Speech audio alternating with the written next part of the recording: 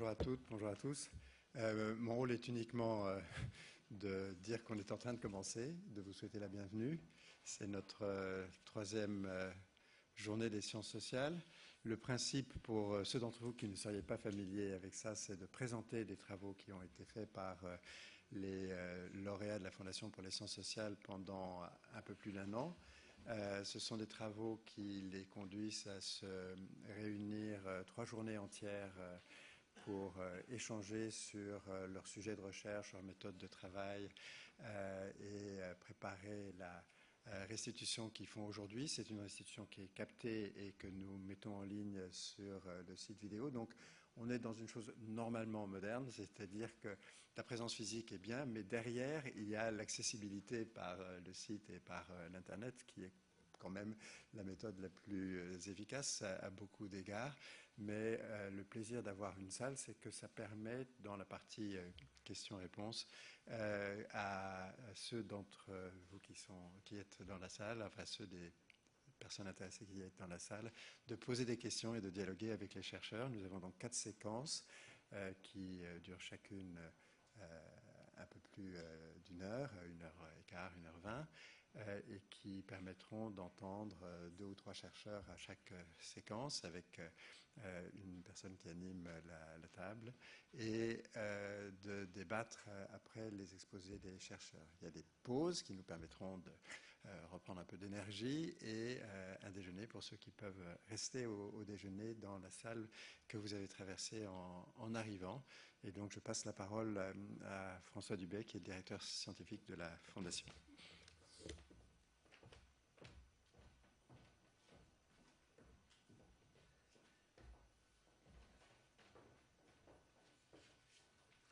Bien,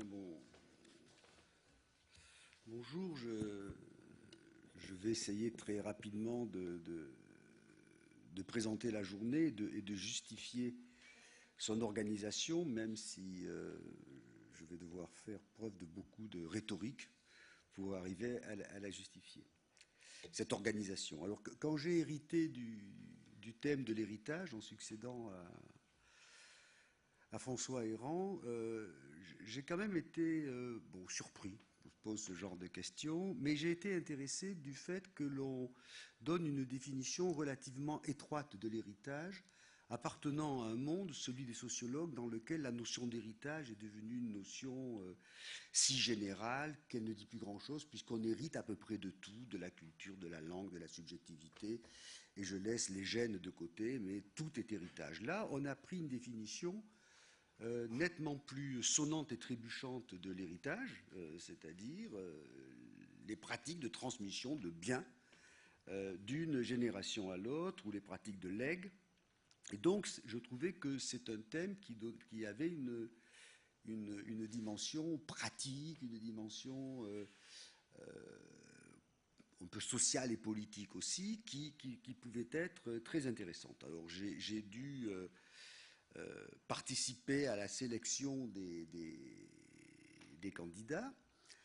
Cette sélection des candidats s'est faite sur dossier de manière parfaitement objective. Nous avons pris les meilleurs comme il se doit, sachant qu'une des règles est en général de choisir dans l'espace des disciplines qu'on appelle des sciences sociales, qui vont du droit à l'économie, en passant par la sociologie, l'anthropologie, l'histoire, la gestion, la géographie, etc., etc. Donc, je me suis retrouvé, mais c'est mon rôle qui l'imposait, dans une situation un peu étrange de choisir des dossiers pour leur qualité, dans une certaine mesure de les choisir pour leur hétérogénéité, et en même temps de me trouver aujourd'hui dans l'idée qu'au fond tout ce choix est parfaitement rationnel, cohérent et donne à tous nos travaux une charpente extrêmement forte. Alors je vais le faire,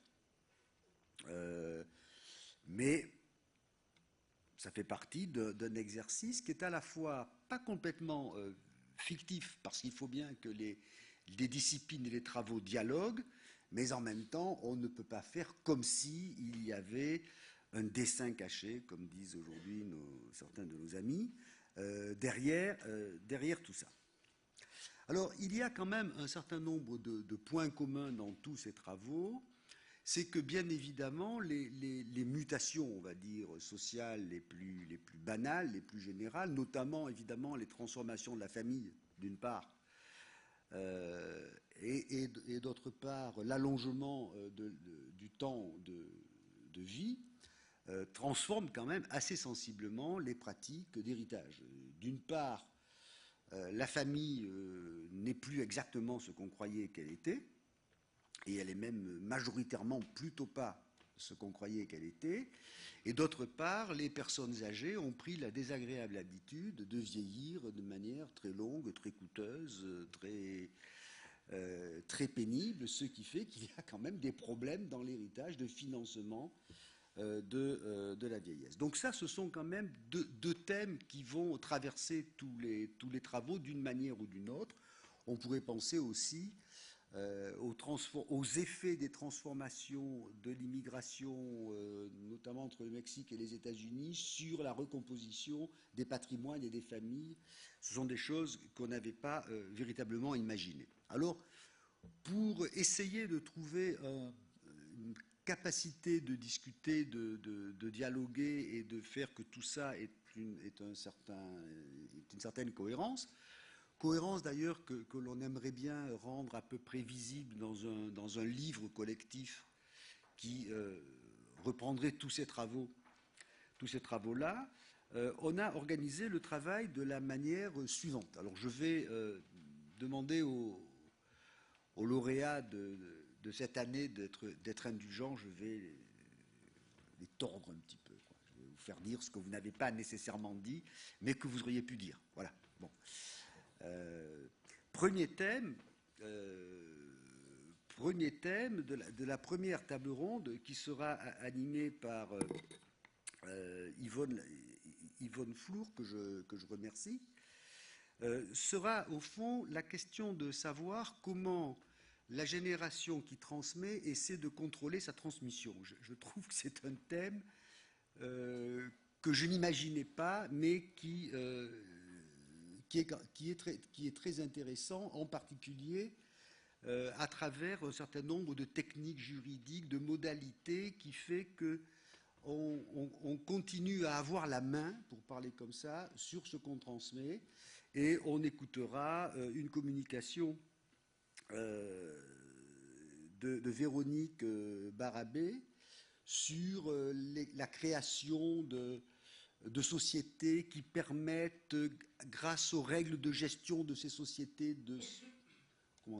d'éviter les catastrophes. Voilà, on va prendre cette définition élémentaire de l'homme social, c'est la machine qui évite de faire des gaffes. Voilà, c'est ça.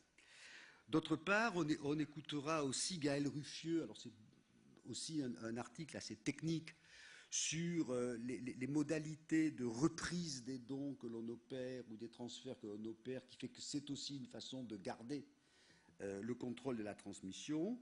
Et tout ça sera ouvert par un article historique de Fabrice Boudjaba qui montre que dès le Code civil de 1804, quand les gens commencent à tester, en réalité, ceux qui testent ont une préoccupation, chez les paysans de Normandie, ceux qui testent ont une préoccupation en réalité très contemporaine, c'est d'assurer d'abord les vieux jours du conjoint, de celui qui reste. Contrairement à l'imaginaire que toute la littérature du XIXe siècle nous a laissé, de la terre sacrée, de la hiérarchie familiale et des conflits, on est déjà dans quelque chose, au fond, de très moderne et qui nous éloigne d'une vision peut-être un peu traditionnaliste de la tradition. Le deuxième thème, la deuxième table ronde sera consacrée à l'héritage et aux liens sociaux, sera animée par Florence Weber. Et on a regroupé là des interventions qui concernent grosso modo l'héritage des pauvres. Parce que contrairement à ce qu'on pouvait imaginer, les pauvres lèguent et héritent. De pas grand-chose, mais ils lèguent et héritent. Et c'est d'autant plus intéressant que comme ça n'est pas grand-chose, très souvent, les dimensions symboliques du legs et de l'héritage ont une importance particulièrement forte. On va plutôt être dans une économie réelle, évidemment, sonnante et trébuchante, encore une fois, mais aussi dans une économie symbolique. Que faire de l'armoire qui est dans la famille, qui ne vaut rien, mais qui est dans la famille depuis 3 générations? C'est quand même un bel objet. Donc, Solène Billot, qui pourra peut-être nous rejoindre, qui ne pourra pas, enfin, j'aimerais bien qu'elle puisse nous rejoindre, a étudié une cérémonie qui est aujourd'hui une cérémonie assez banale dans les familles. C'est que le parent survivant partant en maison de retraite, pour financer la maison de retraite, il faut vendre la maison s'il y en a une, ou vider l'appartement s'il y en avait un, et il faut du vivant de la personne, du vivant du parent survivant, il faut se partager entre frères et sœurs, cousins et petits-enfants, il faut se partager ce qui reste.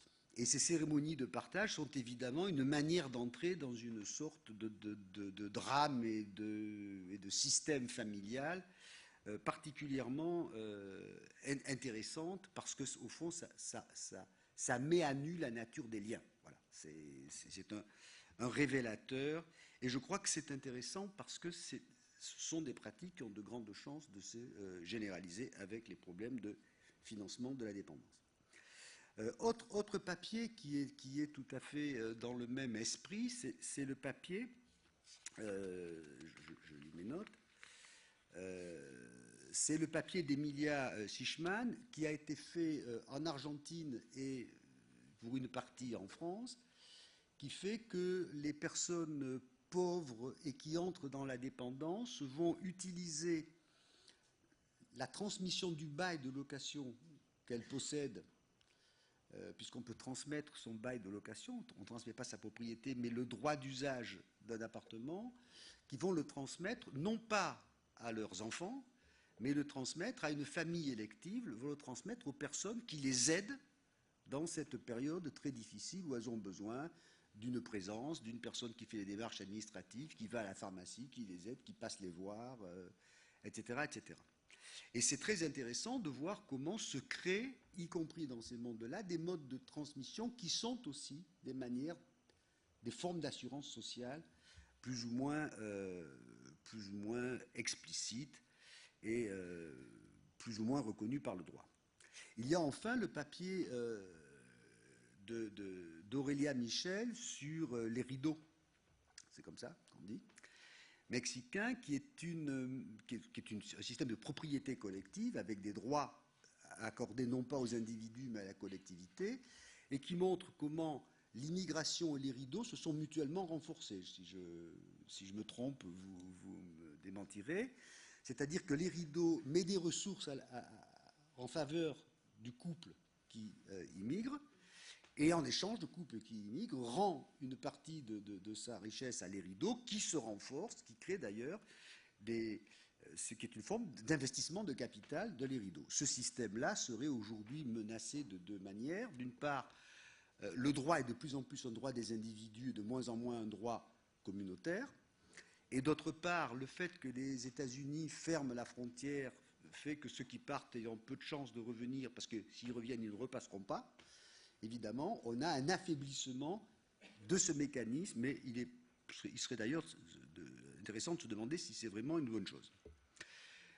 Une des surprises de ce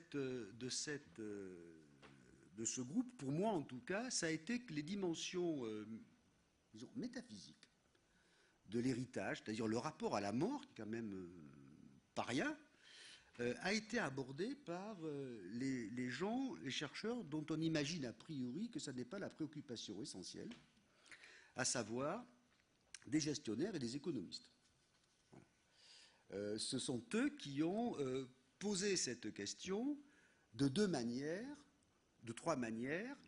L'une, au fond, c'est de montrer comment, dans la transmission d'entreprise, on s'efforce de survivre à sa transmission en gardant la main. J'aurais d'ailleurs aimé que l'on ait peut-être un travail économique sur les effets que ça peut avoir sur l'économie. D'après ce que je sais, c'est pas formidable. Ça fait entrer les entreprises dans une zone de tempête. L'autre manière a été abordée par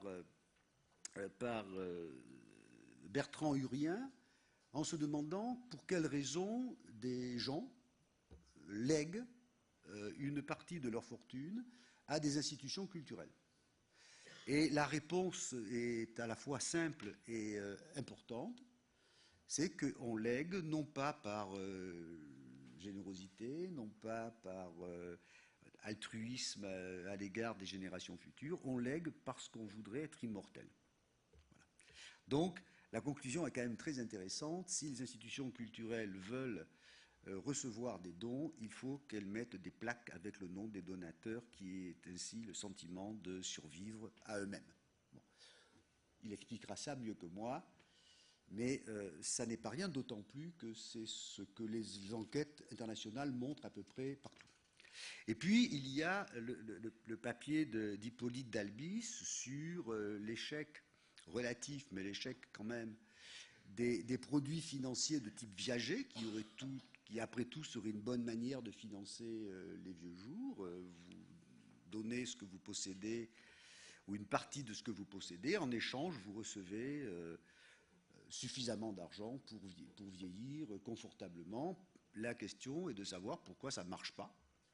Pourquoi les gens ne font pas ça? Ce qui serait rationnel, parfois, il y aura une discussion, je pense, là-dessus, ce qui pourrait être rationnel pour les individus qui le font, ce qui serait une bonne manière, au fond, d'alléger la charge de l'État-providence qui a de plus en plus de mal à financer tout ça. Et la réponse, eh bien, c'est que les gens veulent bien s'assurer contre le risque, mais ils ne veulent pas jouer au dé sur la date de leur mort. Voilà. Donc, c'est un article de microéconomie pascalienne. Et c'est là qu'on a retrouvé par ce biais, au fond, les dimensions les plus métaphysiques de l'héritage. Et puis la quatrième table ronde sera consacrée à un thème qui, de manière très macro, par les travaux de Thomas Piketty, a acquis une grande notoriété, c'est les relations entre le patrimoine et les inégalités. Et là, on a une série de travaux qui vont serrer le problème sur des dimensions plus micro, plus pratiques, sur le problème du patrimoine, du mariage, du patrimoine, de la famille et des inégalités. Alors, je vais très vite donner les deux thèses qui sont en fait, il faut bien le dire sans dévoiler un secret, les deux chapitres du même ensemble, rédigés par Nicolas Frémaux et par Marion Le Turc. Nicolas Frémaux, en étudiant les contrats de mariage, les dots sur à peu près 150 ans, 1850, aujourd'hui un peu plus, montre au fond, assez conformément au manuel de sociologie, qu'il y a 3 périodes dans la famille. La période dynastique, on assure le patrimoine, on le renforce en mariant ses enfants de manière convenable. Enfin, toute la littérature du XIXe siècle ne parle d'ailleurs que de ça, c'est assez commode à comprendre. Et puis après la guerre de 14, on entre dans une famille qu'on pourrait appeler parsonienne ou shorter, c'est-à-dire la famille, c'est un monsieur qui travaille et une dame qui reste à la maison, mais ils ont une forme d'égalité parce qu'ils contribuent ensemble au patrimoine et c'est un patrimoine commun. Donc d'une certaine manière, il y a une relative égalité des femmes, mais cette égalité des femmes, en termes de patrimoine, est évidemment compensée par une forte inégalité en termes de division du travail familial. Voilà. C'est la famille qui dure jusqu'aux années 60. Et puis aujourd'hui, nous sommes égaux, enfin pas complètement, rassurez-vous, mais quand même de plus en plus égaux. Donc, comme le disait de Saint-Gly, le mariage est une manière d'être libre ensemble, et si on est libre ensemble, on fait patrimoine à part, et le nombre de contrats de mariage augmente. Tout ça est très bien, parce que plus nous sommes libres, plus nous sommes égaux, plus nous sommes autonomes. La conséquence, évidemment, et c'est l'article de Marion Le Turc qui prend le relais, la conséquence de cette montée des contrats de mariage et donc des patrimoines séparés, c'est qu'il engendre, au nom de l'égalité d'ailleurs, il engendre des inégalités non voulues, mais qui sont la conséquence de cette autonomie et de cette égalité. Inégalité croissante entre les riches et les pauvres par un effet de multiplicateur du patrimoine, inégalité entre les hommes et les femmes. Si les patrimoines sont séparés, comme les hommes gagnent un peu plus que les femmes, eh bien leur patrimoine augmente un peu plus que celui des femmes. Et inégalité ou accentuation de la reproduction entre les générations, puisqu'on va transmettre directement sans passer par le conjoint, puisque les patrimoines sont séparés. Et puis tout ça se clôt par un article historique. Les historiens, j'ai eu un peu de mal à les mettre quelque part, mais l'article historique d'Elie Haddad, qui est un article formidable, qui explique comment la noblesse est passée d'une définition par la terre. On est noble parce qu'on possède des seigneuries qui permettent de vivre noblement. Et vous le savez, quand Louis XIV a décidé de liquider la noblesse, il a imposé une autre définition de la noblesse, qui est la noblesse par le sang. Et donc, cette transformation a fait que la noblesse, c'est au fond ce qu'on apprend en lisant cet article, c'est que la noblesse, parce qu'elle a été liquidée dans ses supports matériels, a pu survivre parce qu'au fond, elle était devenue une sorte de race, indépendamment des biens qu'elle possède. Voilà comment va s'organiser cette journée. La quatrième. Alors, j'ai oublié de dire que la troisième table ronde serait animée par Jacques Mistral, puisqu'on va y parler d'économie, que la dernière sera animée par moi-même, puisque je suis censé savoir des choses sur les inégalités. J'espère que cette salle va se remplir abondamment et je vous suggère de venir participer à la première table ronde. Donc j'appelle Véronique Barabé, Francis Boudjabag, Gaël Ruffieux et Yvonne Flour, qui ont 1h30 pour nous présenter leurs travaux et en discuter. Merci beaucoup.